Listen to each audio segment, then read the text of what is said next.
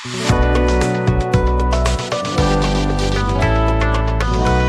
Guys, welcome to my channel. Guys, this is Manjeet and आज के video में हम बात करने जा रहे हैं हमारे 5वें अध्याय अन्न स्वरूप विज्ञानी अध्याय के बारे में, जिसमें हम आज मास वर्ग के बारे में पढ़ेंगे। पिछले वीडियो में हम लोग ने शुष्क धान्य वर्ग, सिंपल धान्य वर्ग तथा कृतानु वर्ग के बारे में पढ़ा। आज हम स्टार्ट करेंगे मास वर्ग।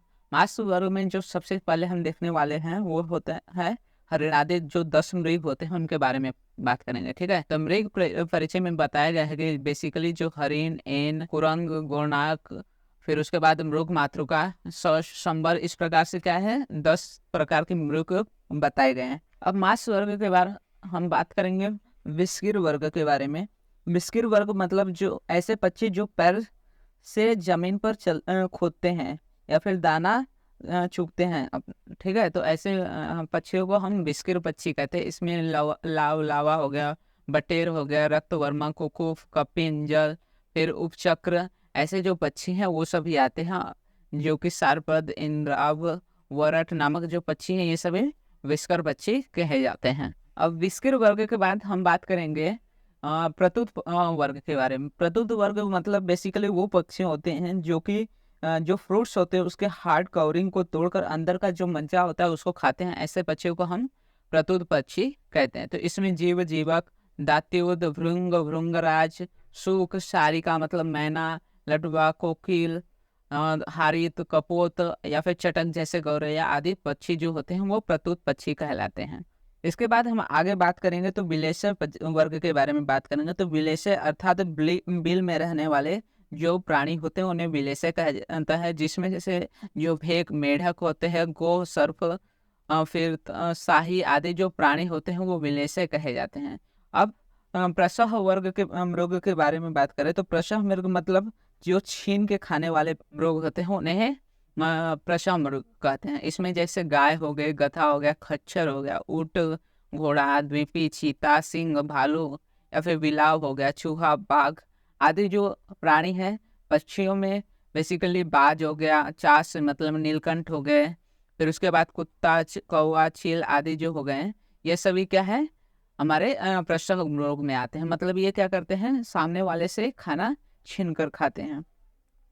इसके बाद हम बात करेंगे कि महामृग। महामृग में बेसिकली जो सुअर, भैंसा या फिर न्यूग, बारहसिंगा का जो भेद है वो, फिर रोरू, रोहित आदि जो आते हैं प्राणी वो सब महामृग कहलाते हैं। इसमें जंगली गाय भी आती है। ठीक है, तो ये सब का क्या होता है महामृग, मतलब बड़े जो शरीर आकार में बड़े प्राणी होते हैं उन्हें महामृग नाम से बताया गया है। इसके बाद हम जलचर वर्ग की बात करें तो जलचर पक्षियों में सबसे पहले हंस हो गए, सारस हो गए, कादम, फिर बग मतलब बकुला, कारंडव, फिर प्लव हो गया, बलाका हो गया, उत्कृष्ट हो गए। ये सब अभी जो पक्षी हैं वो सब जलचर कहे जाते हैं। इसके बाद मत्स्य परिचय देखेंगे तो मत्स्य परिचय में जो मछलियाँ होती हैं, फिश होते हैं, उनके बात में करेंगे तो उसमें रोहू, पाठिन, कछुआ, कुम्हार, केकड़ा आदि जो जल में रहने वाले प्राणी हैं, जलचर हैं, उन्हें हम मत्स्य परिचय में लेते हैं। ठीक है, अब इसके बाद 8 प्रकार के मांसों का वर्णन देखने को मिलता है। बेसिकली इसमें सबसे पहले मृग, हरिण आदि जो 10 मृग देखे थे, विस्किर, प्रतुद, विलेसय, प्रसह, महामृग, जलचर तथा मत्स्य वर्ग। तो इस तरह से 8 प्रकार के मांसों का वर्णन हमें आयुर्वेद शास्त्र में मिलता है, जो कि वाग्भट संहिता में देखने को मिलता है, अष्टांग हृदय में। इसके बाद कुछ व्यामिश्र प्राणी भी होते हैं।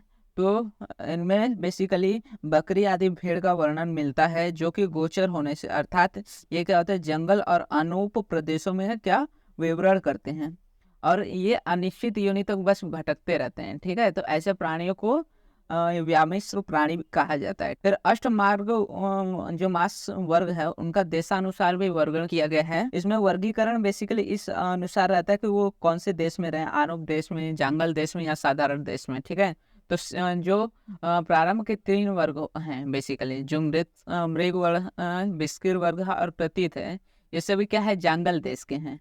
ठीक है, और अंतिम के 3 वर्ग मतलब महामृग, जलचर तथा मत्स्य, ये आनोक देश के कहे जाते हैं। तथा मध्यम के 2 वर्ग मतलब विलेसय और प्रसह, ये दोनों जो 2 वर्ग हैं ये साधारण देश के माने जाते हैं। तो इस तरह जो 8 प्रकार के मांस वर्गों का वर्णन किया गया है उसमें से 3 हमारे जंगल देश के होते हैं, 3 अनुपदेश के तथा दो जो वर्ग होते हैं वो साधारण देश के माने जाते हैं। इसके बाद हम मांसों का वर्णन देखते हैं उनके गुणों के अनुसार। तो बेसिकली उक्त जो मांसों में जांगल देश के प्राणियों के मांस होते हैं वो मल को बांधते हैं। मल को इसलिए बांधते हैं क्योंकि जांगल देश के प्राणियों के जो मांस होते हैं वो रुक्ष होते हैं बेसिकली। ठीक है, साथ ही साथ शीत वीर्य होते हैं, पाचन में लघु होते हैं तथा हितकर होते हैं, और ये पित्त प्रधान होते हैं, मध्यम वात एवं हीन कफ वाले सन्निपातक में हितकारक होते हैं। ठीक है, तो सबसे ज्यादा पित्त को बढ़ाते हैं, फिर उसके बाद वात को, तथा लास्ट में कफ को बढ़ाते हैं। तो इस तरह से तीनों में सन्निपातक में हितकारक होते हैं। अब सबसे पहले हम शशक मांस की बात करेंगे, मतलब खरगोश के मांस की बात करेंगे। तो खरगोश का जो मांस होता है वो बेसिकली जठरा अग्नि को प्रदीप्त करने वाला होता है, मतलब जो हमारी भूख लगने की शक्ति है उसको बढ़ाता है। साथ ही साथ विपाक में यह कटुपाकी होता है, साथ में ग्राही होता है, मतलब मल को बांध के रखता है, रुक्ष होता है तथा शीत वीर्य वाला होता है। तो शशक मांस जो होता है बेसिकली जांगल देश के अनुसार होता है। ठीक है, इसके बाद वर्तक आदि के मांस देखेंगे। तो वर्तक आदि में ये जो होते हैं वो कुछ उष्ण वीर्य वाले होते हैं, साथ ही साथ ये पाचन में गुरु होते हैं, स्निग्ध होते हैं तथा पुष्टिकारक होते हैं, और इनमें से सबसे जो तीतर का मांस होता है वो उत्तम होता है। ठीक है, तो वर्तक आदि में सबसे ये इम्पोर्टेंट है कि वर्तक आदि में तीतर का मांस सबसे उत्तम माना गया है, क्योंकि यह क्या करता है, धारण करने की शक्ति वाली जो बुद्धि होती है, मतलब और बल होता है और शुक्र, इन सभी को बढ़ाते हैं। साथ ही साथ ये मल को बांधता है और मुख मंडल की कांति को बढ़ाता है, मतलब जो शरीर पे कांति है, तेज है, वो बढ़ाता है। और ये वात दोष प्रधान होता है और सन्निपात का विनाशक कर होता है। ठीक है, तो वात दोष प्रधान सन्निपात का ये विनाशक होता है, मतलब ये बेसिकली अनुपदेश की तरह काम करता है। फिर तीसरी जो मांस की बात करते हैं वो मोर का मांस होता है। मोर का मांस बेसिकली अधिक पथ्यकारक नहीं होता, मतलब बेसिकली इसको नहीं खाना चाहिए उतना, क्योंकि तथापि ये क्या होता है, जो कर्ण इंद्रिय है, मतलब कान है, साथ ही साथ स्वर वाही स्रोतस है, मतलब लैरिंग्स है, तथा दृष्टि आदि को स्थिरता प्रदान करता है, मतलब इनको बनाए रखता है। तो मोर का मांस वैसे बेसिकली हेल्थ के लिए इम्पोर्टेंट नहीं है, लेकिन कुछ कुछ जगह पे इसका इम्पोर्टेंस देखा जाता है। इसके बाद कुक्कुट, मतलब मुर्गे का मांस की बात करें तो कुक्कुट का मांस भी मोर के समान के गुण वाला होता है, और ये साथ ही साथ वृष्य मतलब वीर्यवर्धक भी होता है। बेसिकली कुक्कुट का मांस आपको हर जगह वर्णन देखने को मिलेगा, शुक्र व स्रोतस आदि के दृष्टि हेतु में भी देखने को मिलता है कि उसके दृष्टि को दूर करने के लिए हम बेसिकली कुक्कुट या फिर ताम्रचूड़ के मांस का सेवन करते हैं। इसके बाद पालतू जो मुर्गा होता है उसके मांस की बात करें तो पालतू जो मुर्गा है उसका मांस वन में होने वाले मुर्गे के मांस से कफ कारक तथा गुरु होता है। ठीक है, तो जो पाले गए मुर्गे होते हैं उनका मांस बेसिकली गुरु होता है तथा ज्यादा कफ कारक होता है। फिर आगे बात करेंगे तो क्रकर तथा उपचक्र के मांस, तो ये दोनों क्या होते हैं, मेधा मतलब धारण शक्ति को बढ़ाते हैं, साथ ही साथ जठराग्नि को तेज करने वाले तथा हृदय के लिए हितकारक हैं। अब इसके बाद हम कारक कपोत का वर्णन देखेंगे। तो जो जंगली कबूतर होते हैं उनका मांस गुरु होता है, नमकीन रस वाला होता है तथा वात आदि तीनों में को उभारने वाला, तीनों दोषों को और ज्यादा प्रकोपित करने वाला होता है, इसलिए उसका सेवन कम से कम करना चाहिए। इस चटक का मांस यह भी कफ कारक होता है, चिकना होता है तथा वात दोष का नाशक होता है, मतलब अनुप दोष के समान गुणों वाला होता है। इसके अतिरिक्त 8 मासों का जो वर्णन है तो उनमें से उत्तरोक्त गुण वाले होते हैं, फिर उसके बाद उष्ण गुण वाले चिकने तथा मधुर होते हैं। ये मूत्रवर्धक, शुक्रवर्धक, बलवर्धक, वातनाशक एवं कफ पित्तकारक होते हैं। ठीक है, अब महामृगों की मांस की वर्णन करें तो जैसे उनमें भी महामृगों के जो मांस होते हैं वो शीत वीर्य के होते हैं, लेकिन इनमें जो क्रव्यादि है, मतलब जो कच्चा मांस खाने वाले प्राणी के तथा जो प्रस है, मतलब जो दूसरों से लिटकर खाते हैं, उनके मांस कुछ नमकीन स्वाद वाले होते हैं, विपाक में कटु तथा मांस को बढ़ाने वाले होते हैं। ठीक है, ये पुराने जो अर्श रोग है, ग्रहणी रोग है तथा शोष है, इन सब के लिए अत्यंत हितकारक होते हैं। मतलब जो लोग को अर्श रोग आदि प्रॉब्लम्स है वो लोग बेसिकली जो प्रसह आदि के मांस है उनका सेवन कर सकते हैं। अब हम बकरे के मांस की बात करें तो बकरा का मांस जो होता है वो समशीतोष्ण होता है, ना अधिक उष्ण होता है ना शीत होता है। अतः इसे कहा गया है कि यह न अति शीत होता है, न अति गुरु, न अति स्निग्ध, इसलिए जो बकरे का मांस होता है वो सबसे अच्छा माना गया है। ठीक है, यह किसी भी दोष विशेष को नहीं बढ़ाता है, यह मनुष्य के शरीर की रस आदि धातुओं के समान होने के कारण अभिसंधि भी नहीं होता है। यह सभी धातुओं को बढ़ाता है। तो बेसिकली जो मांस वर्ग है उसमें बकरे के मांस को सबसे अधिक महत्वपूर्ण बताया गया है।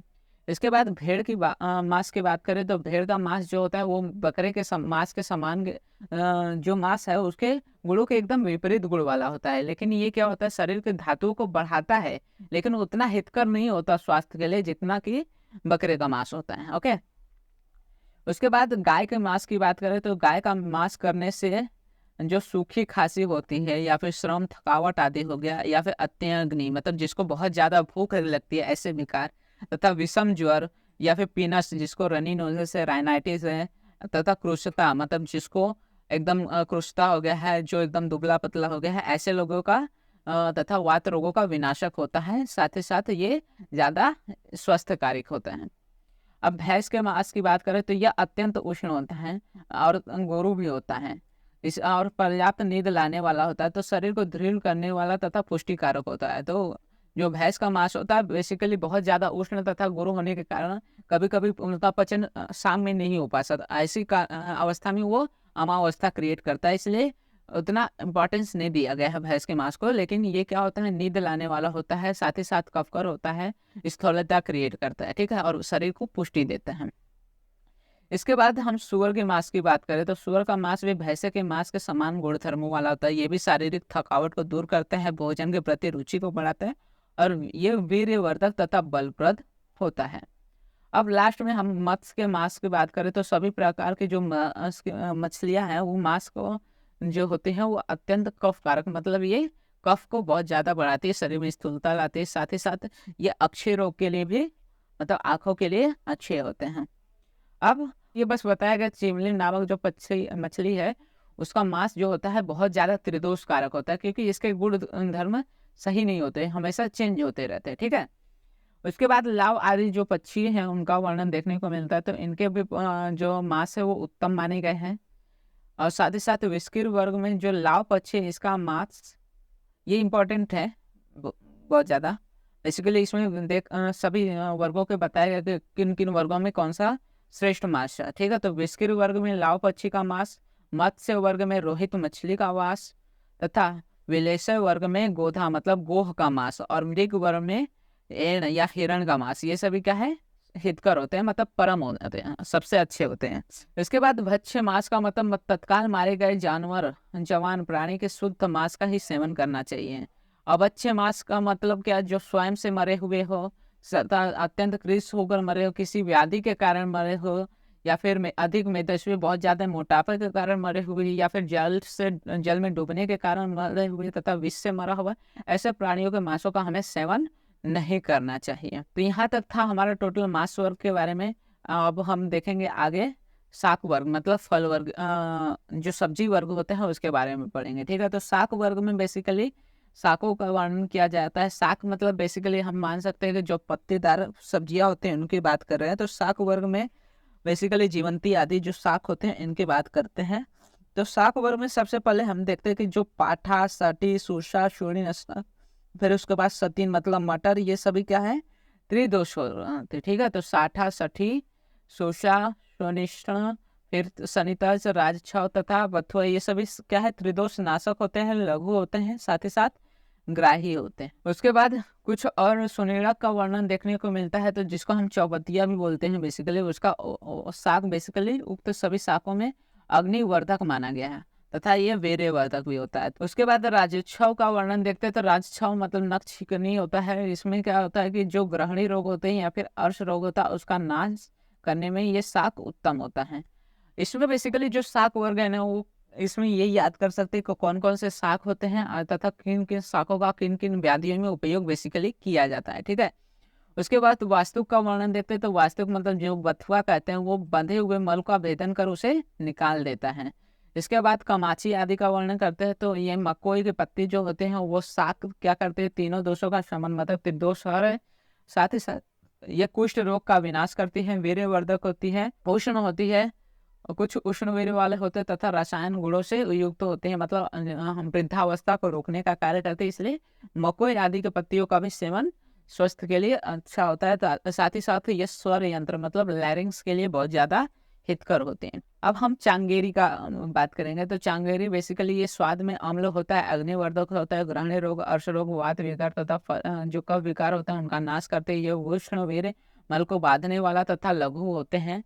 और जो सुनिड़क और चांगेरी है उनके आकार क्रम से 4 पात और 3 पात का अंतर ये दोनों पत्र शाक में देखा जाता है। अब हम यहाँ पे पटुल आदि शाक की बात करें तो पटुल आदि बहुत सारे शाकों का यहाँ पे वर्णन किया गया है। इसमें बस नाम याद करने की जरूरत है, ये आप रीड आउट कर सकते हैं श्लोक नंबर 75।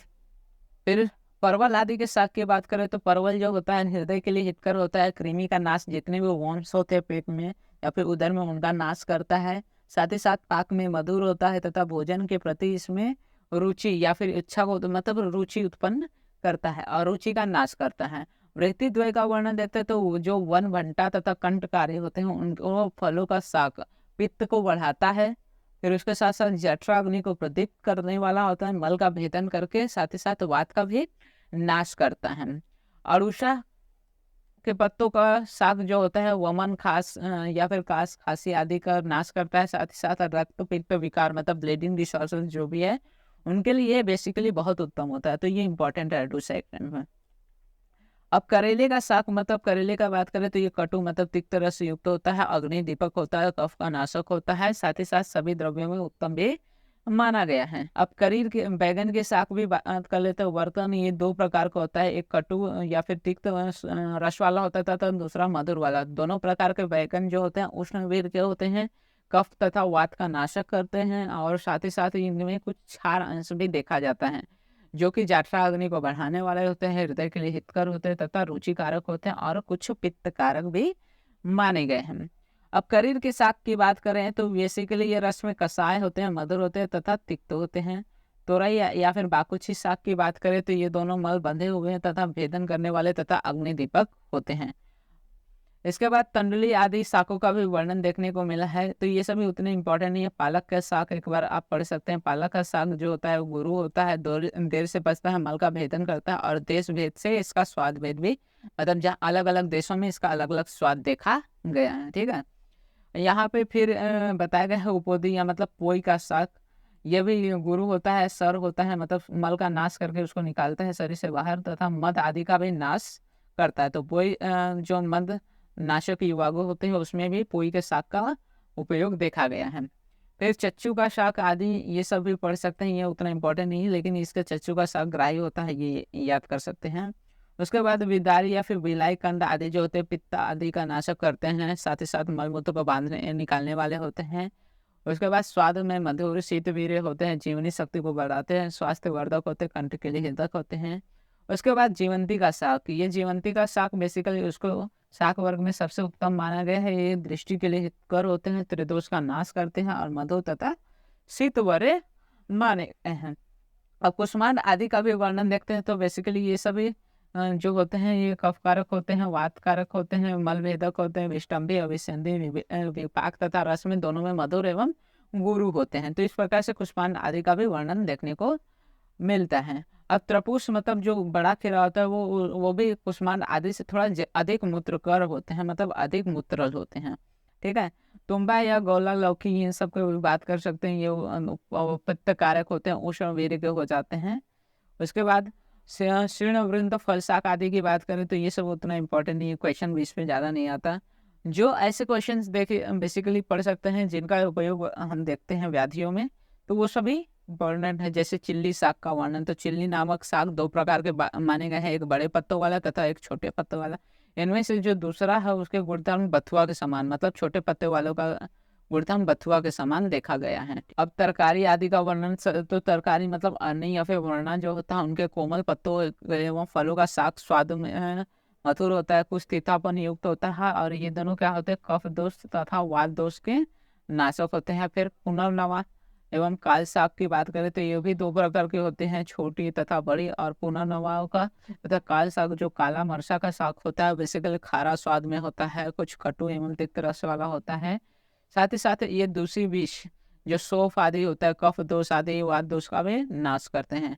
करंज के शाक को आप पढ़ सकते हैं। शतावरी भी इंपॉर्टेंट है, शतावरी में बेसिकली ये स्वाद में हल्का तिक्त होता है, साथ ही साथ ये वीर्यवर्धक होता है और तीनों दोषों का विनाशक त्रिदोषर होता है।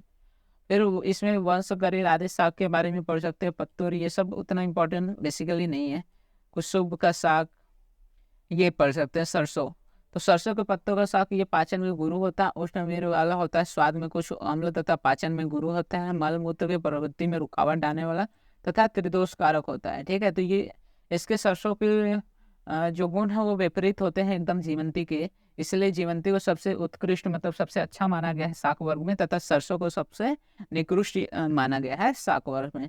फिर बाल मूली का शाक मतलब जो कच्ची मूली होती है जो कि रूढ़ न हुई हो, वो अव्यक्त रस वाली मतलब इसका कोई रस नहीं होता, कुछ खारा रहती है, साथ ही साथ तीतापन भी लिए रहते हैं। ये तीनों दोषों का नाश करती है, साथ ही साथ लघु होती है, कुछ उष्ण वीर्य वाली होती है, तथा ये जो मूली होते हैं वो गुल्म आदि जो काश है, क्षय है, श्वास है, मतलब जो भी कफ के विकार हैं उनका नाश करते हैं। फिर वृद्ध मूली के शाक ये भी इम्पोर्टेंट है। वृद्ध मूली का शाक जो होता है रस एवं विपाक दोनों में कटु होता है, उष्ण वीर्य होता है, त्रिदोष कारक होता है, दीर्घ से पचता है, साथ ही साथ अविष्यंदी होता है। फिर सूखी मूली का शाक तो सुखाई गई जो मूली होती है सभी प्रकार से दोष कारक होती है और साथ ही साथ वात एवं कफ का नाशक भी करती है। कच्ची मूली का जो शाक होता है वो बेसिकली दोष कारक होता है।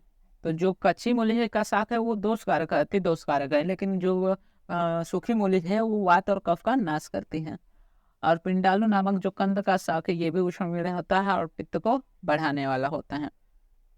ठीक है, तो ये सभी आप अच्छे से पढ़ सकते हैं। बेसिकली इनमें बस रीडिंग आउट देना है और कुछ नहीं, जितने ज़्यादा बार आप पढ़ेंगे उतना ज़्यादा अच्छा रहेगा। सुरसा है, फिर उसके बाद हरा धनिया। हरा धनिया का साग जो होता है ये थोड़ा तीता होता है तथा मधुर और ये मित्रल होता है, लेकिन पित्तकारक नहीं होता। मतलब धनिया से और जो भी हमारे जेनेटल्स में प्रॉब्लम्स रहती हैं वो क्लियर हो जाते हैं, मतलब यूरिनरी ट्रैक्ट में। लहसुन कंद का साग देखते हैं।